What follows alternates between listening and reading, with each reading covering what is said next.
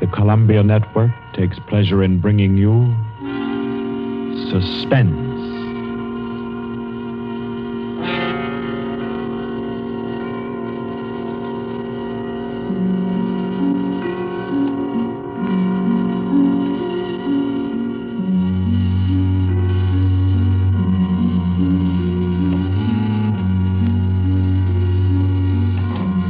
Suspense.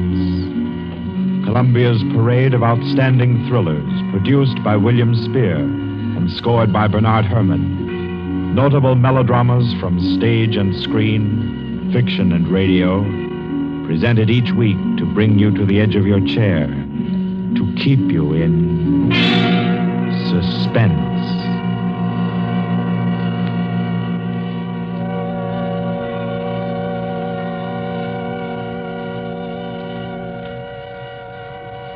Tonight's story, by the noted American author T.S. Stribling, deals with a crime of murder on an exotic and atmospheric island, with ragged beggars who slept in a Hindu temple and awoke with gold in their pockets and a dead girl lying near them, and with a strange and mystical entrance into the life of hereafter, which was the experience of an American psychologist. For your suspenseful listening, we invite you to join us for A Passage to Beneres.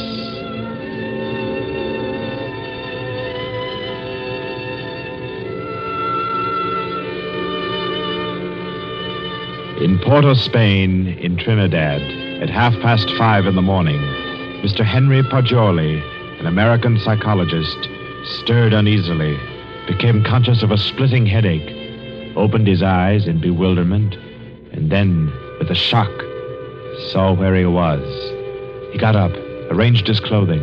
He tried with his neat psychological mind to recapture his dream, to bottle up again the little smoking wisps that still floated about within his aching head. By 7 o'clock, he had found his way back to the house of Mr. Lowe, his host in Port of Spain. Lowe was already about his coffee, with an interested spoon poised above the morning paper. Ah, there you are. Good morning, Poggioli. I say, you're quiet. Didn't hear you get up at all. Have some breakfast? Oh, thanks. I've been out for a breath of air. What's the news today? Well, the new governor will arrive in Trinidad on the 12th, and, hello. Another native's killed his wife. Tell me, Poggioli, as a psychologist, why do coolies kill their wives? Oh, for various reasons, I imagine. Let's hear some of the facts. Oh, I say, this is a coincidence. Really putting on a show for you, Poggioli, on your first visit to Trinidad. How so? Well, you remember that wedding procession you and I watched last evening down at the Hindu temple? The temple? Oh, of course. The cream-colored little bride with the breastplates and the linked gold coins and the anklets and all the finery. Mm-hmm. And the bridegroom. What'd you say his name was? Budman Lal? Yes. Well, do you know what's happened? Budman Lal is in jail this morning, and his cream-colored little bride is dead, with her throat cut. No. Do they think he did it? No doubt of it. That's why he's in jail now. He always seemed like a sensible fellow, too. One of our best patrons, which only proves my contention, Poggioli. A bridegroom of only 6 or 8 hours killing his wife without any reason at all. Oh, there's usually some reason for murder. Maybe. But I say, oh boy, you're missing the point completely. How? Well, suppose you actually had gone and slept in the temple there last night. You wanted to, you know. Remember? And I said, no white man ever stays all night in a coolie temple. You remember? Yes, I remember. You said it simply isn't done. Well, if you had, Poggioli, I say, that would have been a pretty kettle, wouldn't it? Yes. Yes. Well, I'm afraid I'll be mixed up in this. Both Mr. Lal and his uncle Hiradas are clients of mine. Old Hiradas has upwards of $5 million in my bank. Hiradas? Didn't you tell me he built that temple where the murder took place? Yes. It's what the Hindus call a temple and rest house. Hiradas gives rice and tea to any traveler who comes in for the night. It's an Indian custom to help mendicant pilgrims. A rich Indian will build a temple and rest house just as you Americans erect libraries.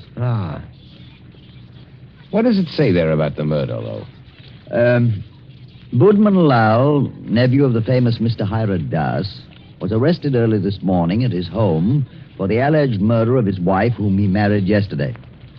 The body was found at 6 o'clock this morning in the temple where the wedding ceremony took place. The temple attendants gave the alarm. The victim's head was severed completely from her body and all her jewelry was gone. 5 coolie beggars who were asleep in the temple when the body was discovered were arrested. They all claimed ignorance of the crime, but a search of their persons revealed that each beggar had a piece of the bride's jewelry and a coin from her necklace. Mr. Budman Lal and his wife were seen to enter the temple at about 11 last night for the Hindu rite of purification. Mr. Lal, who is a prominent curio dealer, declines to say anything further.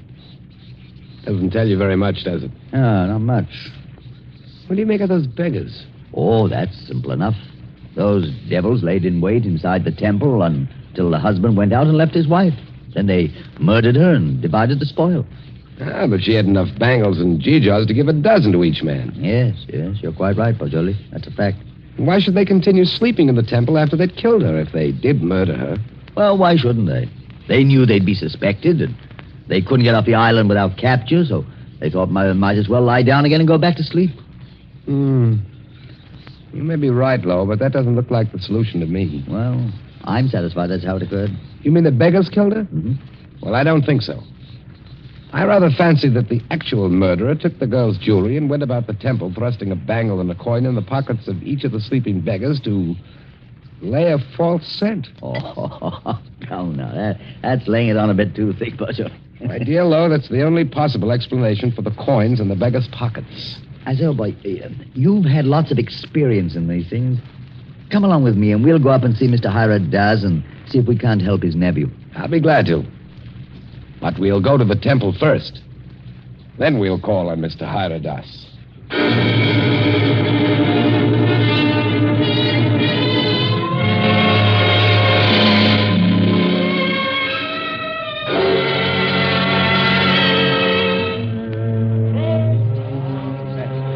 Well, here we are. In spite of the police guard at the door, the temple doesn't look sinister in the daylight. No, it just looks dirty. Let's go in and question the beggars.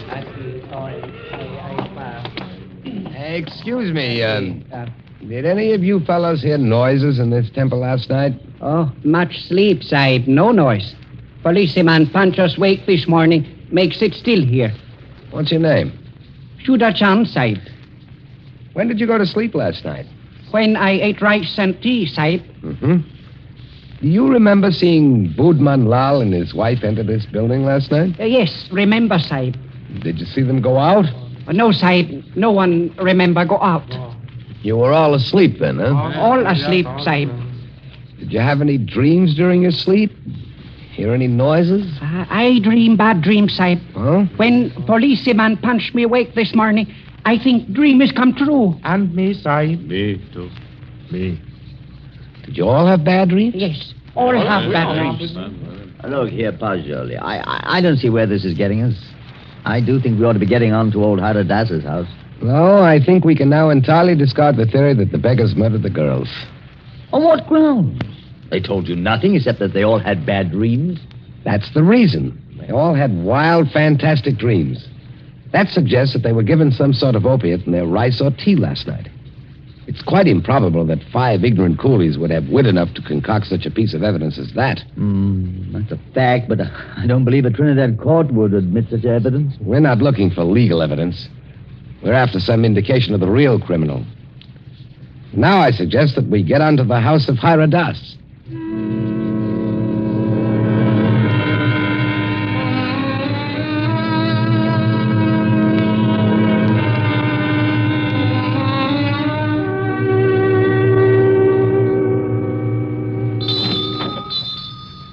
Please come in, gentlemen. I've been expecting you. Please be seated. Thank you. Thank you. A most mysterious murder in the life of my poor nephew will depend upon your exertions, gentlemen. Tell me, what do you think of the beggars that were found in the temple with the bangles and coins? Well, I'm afraid my judgment of the beggars will disappoint you, Mr. Hira Das. Huh? My theory is that they're innocent of the crime. Really? Why do you say that? Because they told me of dreams they had. All their dreams were very nearly identical. You are not English, sir. No Englishman would have thought of that. No, I'm American with a backlash sprinkling of Italian. My name's Paggioli. What is your profession, Mr. Paggioli? You are a detective. No, Mr. Das. I'm a psychologist. Ah, your soul is at least groping after knowledge. However, it gropes as a blind worm, Mr. Paggioli. And we must find the criminal who committed this crime, and thus restore my nephew Budman Lal to liberty. You can imagine what a blow this has been to me after I arranged this marriage for my nephew. You did? Arranged a marriage for a nephew who was in his 30s? Yes, Mr. Paggioli. I wanted him to avoid the pitfalls into which I fell. He was unmarried, and he'd already begun to add dollars to dollars. I did the same thing. And now, look at me. An empty old man in a foreign land. What good is this house where men of my own kind can't come and sit with me, and when I have no grandchildren to romp and play? No. I've piled up dollars and pounds. I've eaten the world, Mr. Paggioli, and found it bitter. Now here I am, an outcast. And why don't you go back to India, Mr. Hyradas? Why, Mr. Paggioli, my mind is half English. If I should return to Beneres, I'd walk about thinking what the temples cost. How much was the value of the stone set in the eye of Krishna's image? If I would ever be one with my own people again, Mr. Paggioli, I must leave this Western mind and body here in Trinidad. That's very interesting and moving, but we were discussing your nephew, Budman Lal. Wait. In searching for the criminal, I would suggest you look for a moneyed man. Let me tell you my suspicions, and you can work out the details. What are they? I went out to the temple this morning to have the body of my poor murdered niece brought here to my villa for burial. I talked to the 5 beggars, and they told me there was a 6th sleeper in the temple last night. Was there indeed? Yes, Mr. Lowe. A white man. A white man? Yes, Mr. Lowe. All 5 of the coolies and my man, Guka, told me it was true. But, Mr. Hyradas, decapitation is not an American mode of murder. American? I was speaking generally. I mean, a white man's method of murder. That is indicative in itself. I meant to call your attention to that point. It shows the white man was a highly educated man who had studied the mental habits of other peoples than his own. So he was enabled to give the crime an extraordinary resemblance to a Hindu crime. But what motive could a white man have? Possibly robbery, Mr. Paggioli. Or if he were a very intellectual man, he might have murdered the poor child by way of experiment. A murder for experiment? Yes, Mr. Lowe. To record the psychological reaction. Why, I can't entertain such a theory as that, Mr. Hyradas. Oh, no. It is too far-fetched. However, it is worth investigating, is it not? Yes, but I'll begin my investigations with the man Guka. By all means, Mr. Paggioli. And in your investigations, gentlemen, hire any assistance you may need. Draw on me for any amount. I want my nephew exonerated, and above all things, I want the real criminal apprehended and brought to the gallows.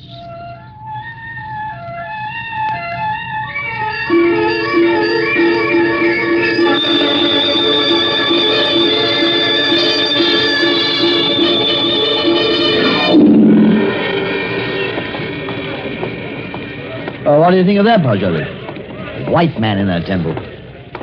Sounds like pure fiction to me, to shield Budman Lal. You know, these fellows hang together like thieves. Say, it's a jolly good thing we didn't decide to sleep in the temple last night, isn't it? You know, in my opinion, Lowe, the actual criminal is Budman Lal. Same here. I've thought so ever since I first saw the account in the paper. Somehow these fellows will chop their wives to pieces for no reason at all. Lo, what do you know about Budman Lal? Well, he was born here and has always been a figure because of his rich uncle. He lived here all his life? Uh-huh. Except when he was in Oxford for 6 years. Oh, he was an Oxford man, huh? Yes. There you are. That's the trouble. I don't understand. What do you mean, Pajoli? Well, no doubt he fell in love with some English girl, but when old Hira Das chose a Hindu child for his wife, Budman couldn't refuse marriage. No man's going to quarrel with a $5 million legacy. And then he chose this ghastly method of getting rid of the child bride. I dare say you're right. I feel sure Budman Lal killed the girl. And Jones, I'm getting tired of walking. There's a cab. Let's hop it and ride the rest of the way. Hi, cabby! A cab! I say,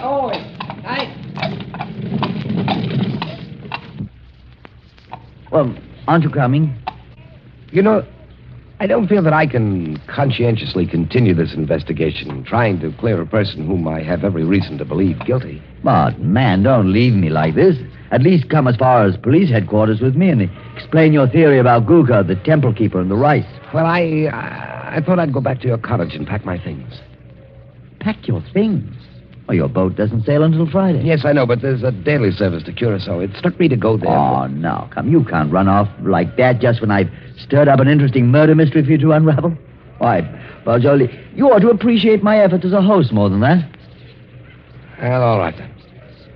To the police station. Yes, Sahib. Hurry up. Bye-bye.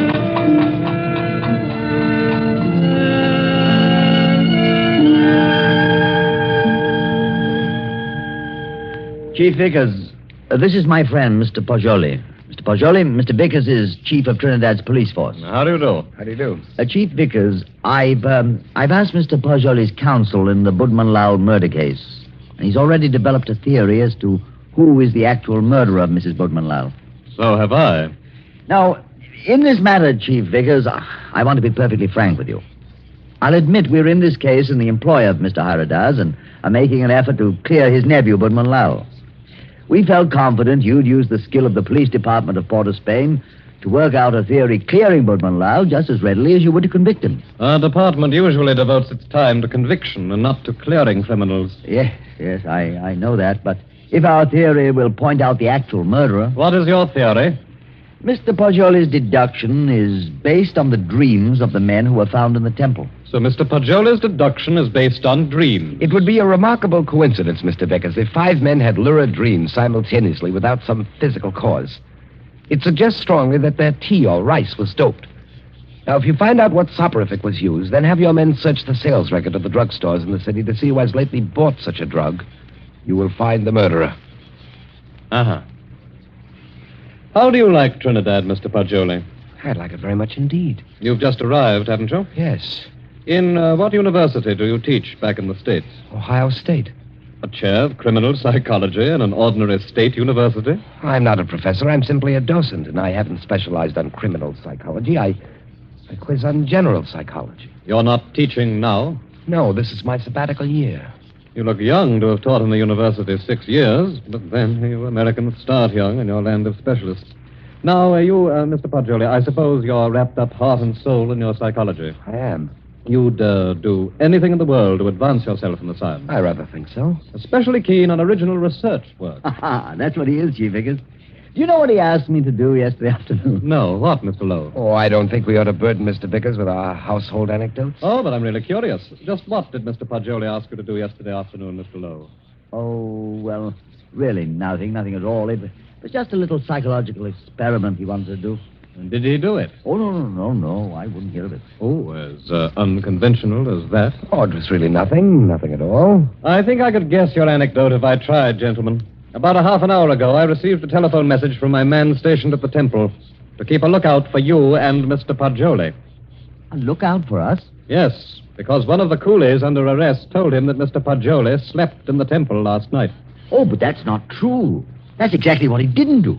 He suggested it to me, but I said no. You remember, Pajoli, you didn't do it. Did you, Pajoli? Did you? You see, he did. Gentlemen, I had a perfectly valid and important reason for sleeping in the temple last night, and so I can only ask your sympathetic attention to what I'm about to say. Go on. You remember, Lo, you and I were down there watching a wedding procession. Well, Just as the music stopped and the procession entered the building, suddenly it seemed to me as if they'd vanished. Naturally, they'd gone into the building. No, I don't mean that. I'm afraid you won't understand what I do mean. That the whole procession had ceased to exist, melted into nothingness. You see, that's really the idea on which the Hindus base their notion of heaven. Oblivion, nothingness. Yes, I've heard that before. Well, our medieval Gothic architecture was the conception of our Western heaven, and I thought perhaps the Indian architecture had somehow caught the motif of the Indian religion, suggested nirvana. That's what amazed and intrigued me. That's why I wanted to sleep in the place. I wanted to see if I could further my shred of impression. Does that make any sense to you, Mr. Vickers? We're not interested why you went, Mr. Poggioli. We know a murder took place in the temple.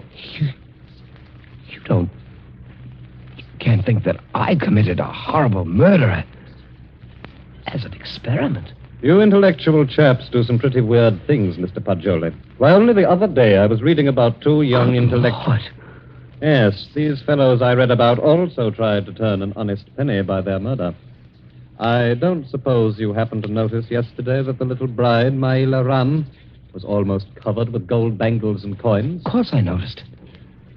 But I had nothing whatever to do with her. I did sleep in the temple. By the way, you say you slept on a rug just as the coolies did. Yes, I did. And you didn't wake up either, Mr. Poggioli? No. Then did the child's murderer happen to put a coin and a bangle in your pockets, just as he did the other sleepers in the temple? I don't know. I haven't looked in my pocket since then. Then please do so now, Mr. Poggioli. Oh, yes. Here they are, Mr. Vickers. You don't happen to have any more, do you? No. I've already been through all my pockets and I haven't any more. Well, that's something. Of course, you might have expected just such a questioning as this and provided yourself with these 2 pieces of gold, but I doubt it. Somehow, I don't believe that you're an experienced enough man to think of such a thing. However, we shall see. I suppose you have no objection, Mr. Poggioli, to my accompanying you over to have a little search of your baggage in Mr. Lowe's cottage?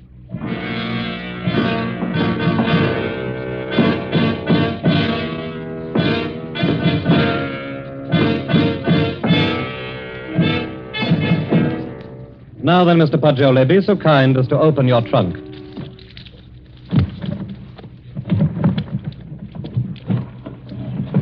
Good heavens. Mm-hmm. Just as I thought. A trunk tray full of bangles and coins.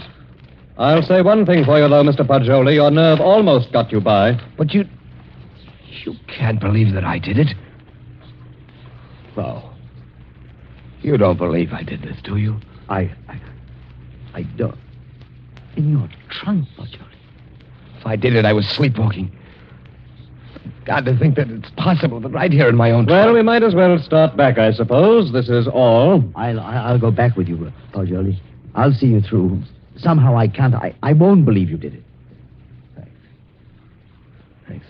You know, Poggioli, you set out to clear Budman Lal, and, well, dash it all, it looks as if you had. No, he didn't. Budman Lal was out of jail at least an hour before you fellows came into police headquarters to see me. Out? You mean that you turned him loose? Yes. How's that, Chief Vickers? Because, Mr. Lowe, he didn't go to the temple at all with his wife last night. He went down to Queen's Park Hotel and played billiards till 1 o'clock. He called up a few friends and proved that easily enough. My word, that leaves nobody but... Yes, Poggioli. I don't know anything about it. If I did commit the murder, I was asleep. I don't know anything about it. That's all I can say. I don't know anything about it. Perhaps arrest in jail will help restore your memory. Well, we'll see. Come now, Poggioli, old man. Don't be too downhearted. I promise you, I'll do everything I can.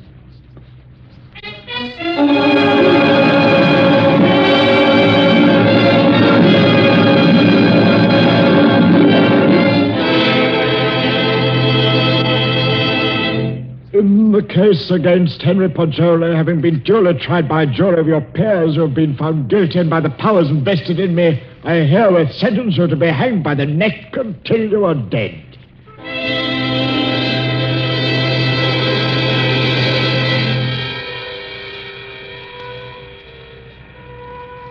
To recall a lost dream is the most tantalizing task ever a human brain was driven to. But if I lie still long enough on this bunk, perhaps I can recapture the dream I had in the temple last night.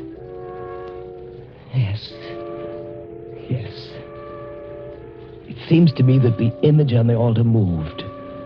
And suddenly the dome overhead was opened and left me staring upward into a vast abyss, where I was alone in endless space, where all creatures and all matter that had ever been or ever would be were wrapped up in me, Pacioli. That was my dream. That's an odd thing. 6 men dreaming the same dream in different terms. There must be a physical cause for such a phenomenon. Of course! I've got it! Vickers! Flo! I have it! I've solved it! Get me out of here! I know who killed the girl!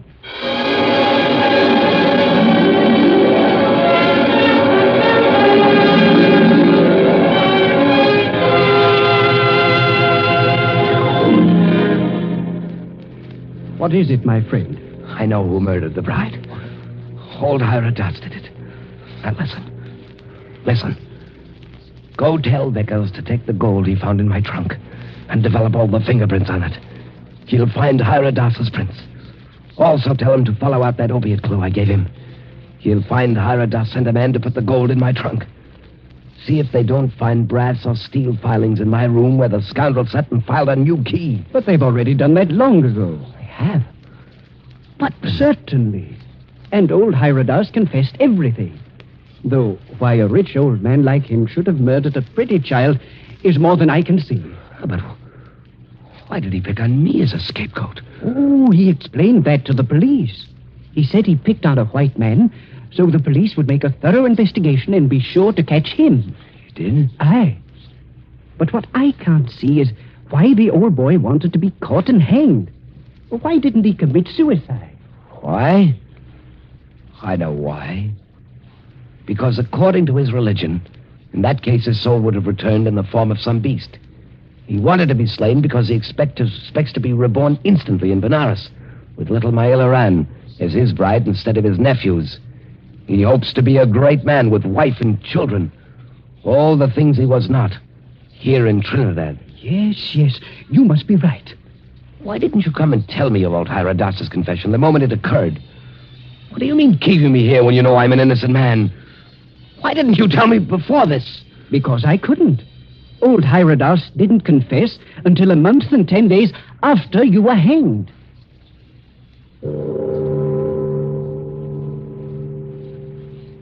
So ends A Passage to Benares, T.S. Stribling's tale of mysterious death and death mysterious. This was tonight's story of Suspense. Suspense is produced by William Spear. John Dietz was our guest director this evening. Tonight's radio drama was written by Carol Case and scored by Bernard Herrmann. Paul Stewart was Poggioli, Barry Kroger was Mr. Hyrodas, and Horace Brem played Mr. Lowe. Others in the cast were Alan Hewitt and Guy Rep. Next week at this time, Columbia will bring you another selected story from the world's great literature of thrills, another study in suspense. This is Barry Kroger, and this is the Columbia Broadcasting System.